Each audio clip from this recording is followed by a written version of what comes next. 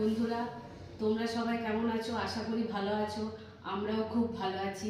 সবার আগে আমাদের সবার তরফ থেকে জানাই হ্যাপি নিউ ইয়ার। বর্মশাই যদি কিছু বলতে চান তো বলুন বন্ধুদিকে। বলার আমার একটাই যে তোমরা সবাই আমাদের পাশে থেকো এবং আমাদের চ্যানেলটিকে এগিয়ে নিয়ে যেতে সাহায্য করো।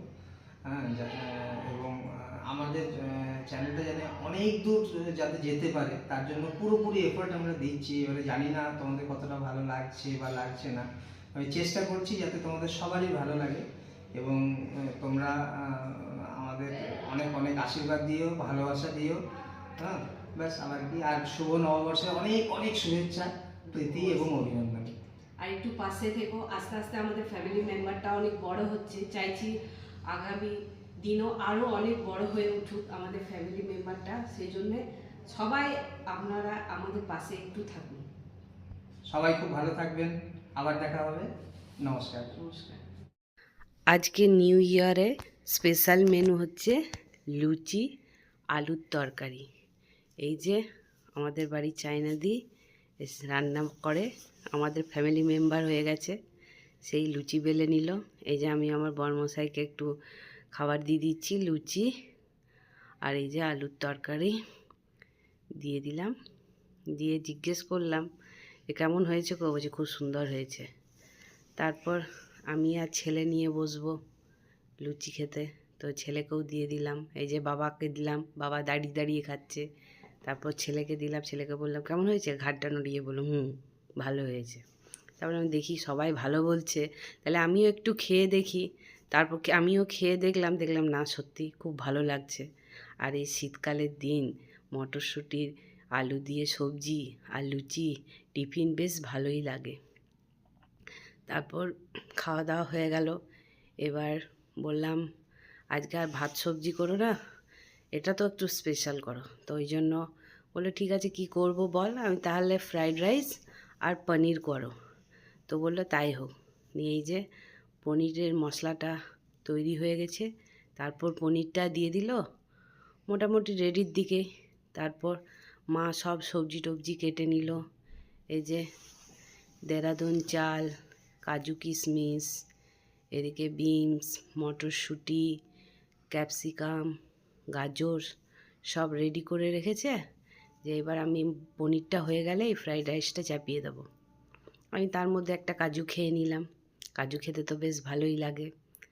এই যে মা তেলে সবজিগুলো সব ভেজে নিল, ভাজা হয়ে গেলে তারপর চালগুলো সব দিয়ে দিল। চালগুলো একটু নাড়াচাড়া করে নিল। এই যে বেশ দেখতে ভালো লাগছে, কালারফুল লাগছে। তারপর দেখি গরম জল চাপিয়ে দিল আর গোটা মশলাগুলো সব দিয়ে দিল। তারপর এগুলোর মধ্যে যা সব সবজি চাল দেওয়া ছিল সব ওই হাঁড়িটাতে ঢেলে দিল মা। নিয়ে একটু স্বাদ মতো নুন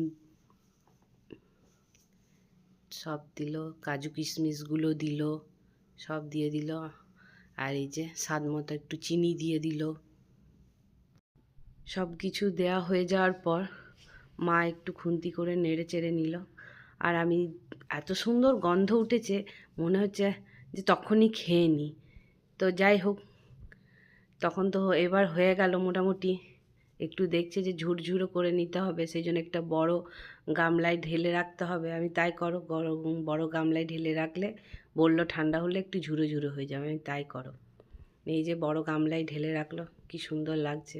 আমি তো আর লোভ সামলাতে পারলাম না, তাই মাকে বললাম আমাকে একটু দাও, খেয়ে দেখি নুন মিষ্টি সব ঠিক হয়েছে কি না। তো মা বলল হ্যাঁ সেটাই ভালো, তুই টেস্ট কর প্রথমে যে নুন মিষ্টি ভালো হয়েছে কি না। তো খেয়ে দেখলাম যে না সব ঠিক। আর আমার না এই ফ্রাইড রাইস পোলাও খুব ভালো লাগে খেতে, আর ভাতটা অতটা ভালো লাগে না। খেয়ে দেখলাম না সব ঠিক আছে, দারুণ হয়েছে। তারপর কি একটু বেলা হলো, বাবা বরমশাই আর ছেলে খেতে বসে গেল। ছেলেকে জিজ্ঞেস করছি কী রে দিদান কেমন করেছে, তো বলছে ভালো করেছে, খুব সুন্দর করেছে, কিন্তু আমাকে একটু খেতে দাও। তারপর তো বারবার তুমি ঘুরছো ফিরছো আর জিজ্ঞাসা করছো। আমি জিজ্ঞেস করতে হবে না কেমন হয়েছে, সবাই ভালো যখন বললো আমি আরেকবার নিজেরটা নিয়ে খেয়ে দেখি যে কেমন হয়েছে। তারপর না খেয়ে দেখলাম, বাহ বেশ ভালোই হয়েছে। আসলে আমার মা খুব ভালো রান্না করে, কিন্তু সেই অনুযায়ী আমি মেয়ে হয়ে অতটা ভালো রান্না করতে পারি না। তবে আমার বর মশাই খুব সুন্দর রান্না করে। আজকে 1 জানুয়ারি, সেই জন্য আমি আমার বর মশাই আর ছেলে চললাম মিউজিয়াম দেখতে। তো যদি ভেতরে ভিডিও করতে দেয় তাহলে তোমাদেরকেও নিয়ে যাব, চলো ভিডিও দেখাতে। রেডি হয়ে বেরিয়ে পড়লাম। এই যে আমার বাপের বাড়ি, বাপের বাড়িটা দেখিয়ে দিলাম। ওই যে বরমশাই বাইক বের করছে, ছেলে বেরিয়ে গেছে হেলমেট নিয়ে। তো বললাম একটু পর যাব, আমার ছেলে সে অস্থির, না চলো। এই যে সামনে দিয়ে রোড, রাস্তার ওপরেই বাড়িটা। এই যে গাড়ি বের করে নিল, আমরাও চেপে পড়লাম। চেপে গিয়ে ঠান্ডা হাওয়া খেতে খেতে রাস্তায়। আর মিউজিয়াম আমাদের বাড়ি থেকে 5 মিনিট, বেশি দূর নয়। এই যে পৌঁছে গেলাম। পৌঁছে গিয়ে আমি চলো, আমার ছেলে সঙ্গে সঙ্গে বলছে টুপিটা খুলে দেবো, গরম লাগছে। আমি না, ওর খালি টুপি খোলার ধান্দায় থাকে। আমি না, টুপি খোলা যাবে না, এরকমই চ। এই যে টিকিট কেটে নিল, বড়দের 100 টাকা, আর 5 বছর থেকে 17 বছর অবধি 50 টাকা, হাফ টিকিট। স্টুডেন্ট তো সেই জন্য হাফ টিকিট। এই যে আমরা ঢুকে পড়লাম মিউজিয়ামে। দেখো কত গাছ লাগিয়েছে আর কি সুন্দর লাগছে। আর ভেতরে কি ভিড় ছিল আজকে।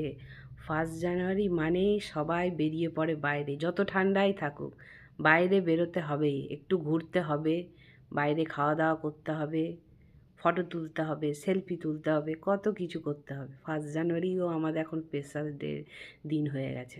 এই যে ঢুকেই কত স্ট্যাচু, সবার নাম জানি না, যেটুকু জানি সেটুকুই বলবো।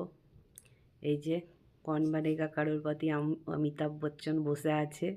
এই যে আমার বড় মশাই যা মাপলা রেটেছে টেনে টুনে, হাওয়া তো ঢুকবে না, কিছুই ঢুকবে না। এই যে আমার ছেলে একটু বসে গেল চেয়ারে, কৌন বনেগা কারোরপতি খেলে নি, আমি তাই খেল। আমি ঠিক আছে চলো।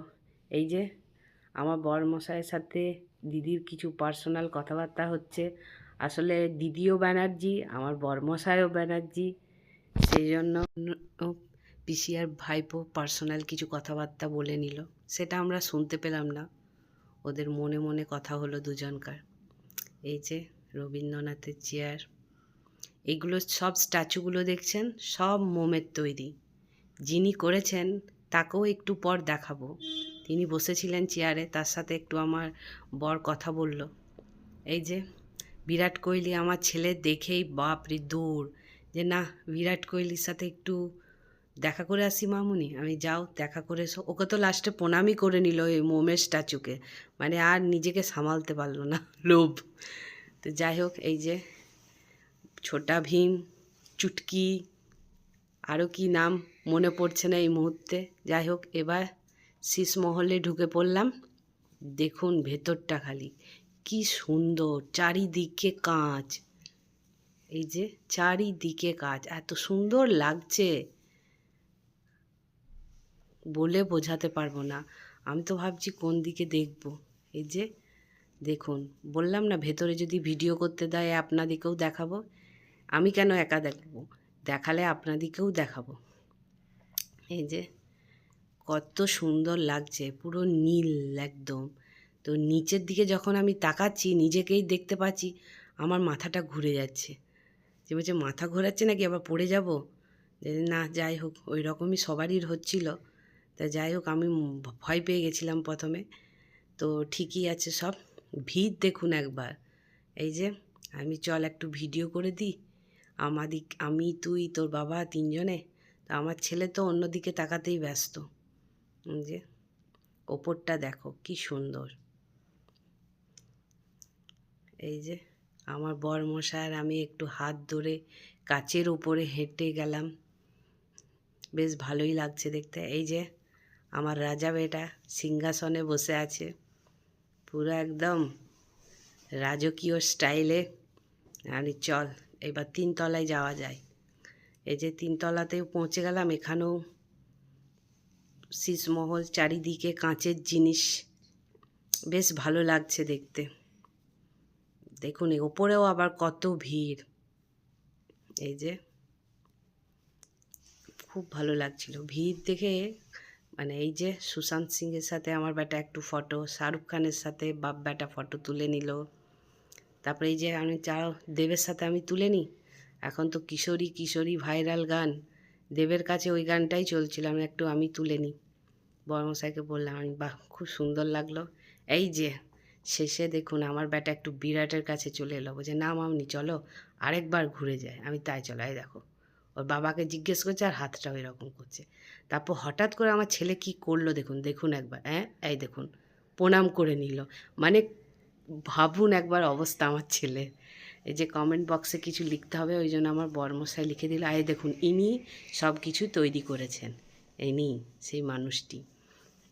এই যে দেখা মোটামুটি কমপ্লিট হয়ে গেল, ভালো লাগলো খুব। এই যে জুতো পরা হয়ে গেল ছেলের, এবার বেরিয়ে পড়ব। আজকে দিনটা খুব ভালো কাটলো। এই যে রাস্তায় যাওয়ার সময় একটু বেটা বললো চাট খেয়ে নিই, এই ঠান্ডায় ঠান্ডায় আমি চল খেয়ে নিই। খেতে খেতে মা বেটা হেঁটে হেঁটে চলে এলাম, কেননা সামনেই বললাম বাড়ি থেকে। একটু বরের কাজ ছিল বলেও একটু বাইরে গেল। এই যে আমাদের বাড়ি ঢুকতেই মহিশিলার রাস্তার মাঠ। সবার শেষে আমার ছেলে বিরিয়ানি নিয়ে বসে পড়েছে, সাথে কোল্ড ড্রিঙ্কস। ব্লগটা কেমন লাগলো জানিও। বাই, গুড নাইট, ভালো থেকো।